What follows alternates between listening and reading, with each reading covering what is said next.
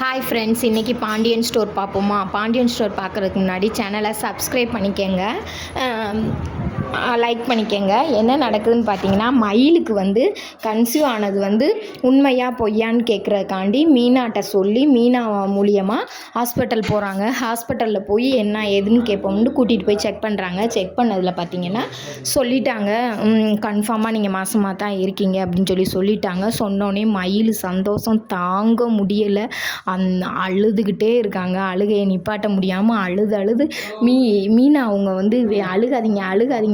அழுகாதீங்கக்கான்னு சொல்லி அழுத்து போனாங்க. அந்த அளவுக்கு அழுதுட்டாங்க. அழுது முடித்தோடனையும் பார்த்தீங்கன்னா ரிப்போர்ட்டை வாங்கிட்டு அவங்க வீட்டுக்கு போகிறாங்க. அவங்க வீட்டில் போய் அவங்க தங்கச்சி, அவங்க அப்பா, அவங்க அம்மா எல்லாத்தையும் கூப்பிட்றாங்க. கூப்பிட்டு வாங்கன்னு கூப்பிட்றாங்க. கூப்பிட்டோன்னே அவங்க அக்கா என்ன ஏதுன்னு கேட்குறாங்க. தங்கச்சி கேட்டோடனே அவங்க அப்பாவும் வர்றாரு. அது என்னன்றது அப்புறம் சொல்கிறேன், நீங்கள் ஸ்வீட் எடுத்துக்கங்க அப்படி சொல்கிறாங்க. அப்போ ஸ்வீட் எடுத்துக்கங்கன்னு சொன்னோடனே ஆள் கொஞ்சமாக ஸ்வீட் எடுத்துக்கிறாங்க. அவங்க அம்மா மட்டும் வரல. அப்புறம் திரும்ப அவங்க அம்மாவையும் வர சொல்லி அவங்க அம்மாவையும் ஸ்வீட் எடுக்க சொல்கிறாங்க. என்னன்னு சொல்லு, என்ன நடக்க போகுது அப்படி அவங்க அம்மா ஒரு மாதிரி அலட்சியமாக பேசுகிறாங்க. அலட்சியமாக பேசினோன்னையும் சரின்னு சொல்லி கையில் வலுக்கட்டாயமாக ஸ்வீட்டை கொடுத்து திங்க சொல்கிறாங்க. திங்கிறாங்க. இப்போயாவது சொல்லு என்னன்னு. அப்போ அம்மா நான் மாசமாக இருக்கேம்மா அப்படின்னு மயில் சொல்கிறாங்க. சொன்னோன்னையும் என்னாடி சொல்கிற, உண்மையில் சொல்கிறியா பொய் சொல்கிறியாடி, நீ முழுகாமல் இருக்கியாடி அப்படின்னு மயிலுக்கு அம்மா கேட்குறாங்க. ஆமாம் அப்படின்னு சொல்கிறாங்க. சொன்னோன்னையும் பார்த்தீங்கன்னா அவங்க அம்மாவுக்கு சந்தோஷம் தாங்க முடியல. நாங்கள் கூட அவங்க கன்சீவாக இருக்கனால தான் சந்தோஷம் தாங்க முடியலைன்னு பார்த்தோம்.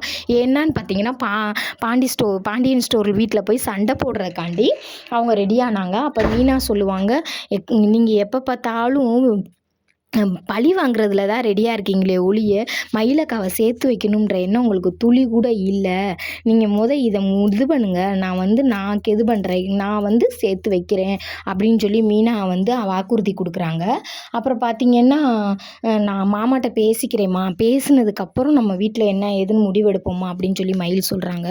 இவ்வளோ நாள் நீ சொன்னதானம்மா கேட்டேன், இந்த ஒரு தடவை மட்டும் நான் சொல்கிறத கேளுமா அப்படின்னு மயில் சொல்கிறாங்க. சரி நான் கேட்குறேன் அப்படின்னு அவங்க அம்மா சொல்லிடுறாங்க. அப்புறம் பார்த்திங்கன்னா மீனா அவங்க வீட்டுக்கார் அவங்க மாமனார் வீட்டுக்கு வராங்க.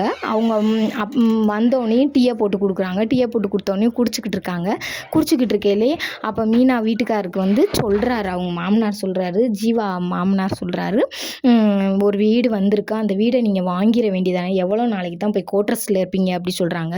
இல்லை எனக்கு அந்த அளவுக்குலாம் காசு கிடையாது, நான் என்ன பண்ணுவேன் இப்போ திடீர்னு, இல்லை மாமா அவ்வளோ காசுலாம் என்னால் பெரட்ட முடியாது மாமா, எனக்கு ரொம்ப சிரமமாக இருக்கும் மாமா அப்படின்னு சொல்கிறாங்க.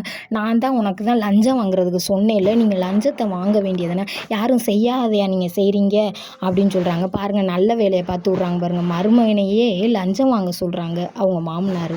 அப்படி ஜீவாவும் வேணான்னு தான் சொல்கிறாங்க. ஆனால் ஒரு கட்டத்தில் ஜீவாவும் யோசிக்க ஆரம்பிக்கிறார், ஒரு வேளை நம்மளும் வாங்கலாமான்னு. ஜீவா அப்படி வாங்கினா ஜெயிலில் தான் போய் உட்கார போகிறாரு. மீனா சப்போர்ட்டே பண்ண மாட்டாங்க. இது உண்மையாக பொய்யான்னு கமெண்டில் சொல்லுங்கள். நாடகம் முடிஞ்சிருச்சு. பிடிச்சிருந்தா சப்ஸ்கிரைப் பண்ணிக்கோங்க.